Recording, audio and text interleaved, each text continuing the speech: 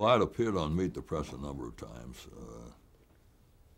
When I was on the Today Show, I was eligible to appear on Meet the Press. I don't think I appeared on Meet the Press when I was bureau chief. I was not looked on as eligible to do it as bureau chief.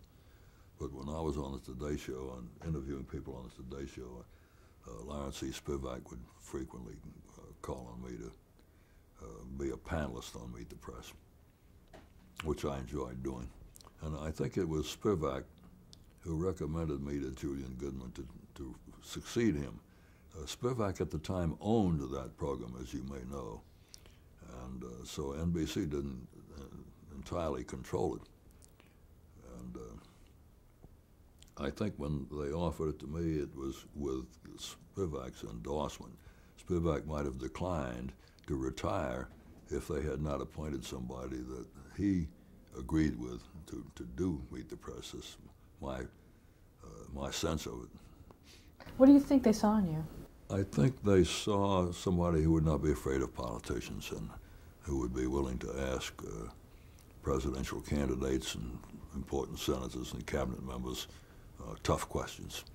And by the time they asked me if I would be the executive producer and moderator of Meet the Press, I had been on Meet the Press often enough, and I had been interviewing on the Today Show, so Lawrence Spivak and Julian Goodman and others could see me asking questions which were sometimes tough. And I sometimes had the facility if a politician slid off of a question, where he wasn't answering your question, he was answering some other question, but not the question you had asked him. I'd come back and I'd say, well, Senator, the question was so-and-so, and come back 2 or 3 times sometimes and make it clear to the audience, even if he never answered the questions, that he was ducking the question. And I'm not antagonistic toward politicians. I tend to like politicians. But I think if they come on a program like Meet the Press, the Today Show, to be interviewed, they ought to answer the question. Or if not, they take the risk that the interviewer will make it clear that the guy's ducking the question. Now, what would you consider a tough question? What were some of those early questions and experiences that you had? Well, it depends. These are questions that the man's opponents would ask him. There's usually some issue where it has a weak side and a strong side. For the bill, you can say this. Against the bill, you can say that. And there's some, almost always obviously, some questions that critics of this particular politician would ask. And one of the things you do if you're trying to be an objective journalist is you ask questions on behalf of the audience.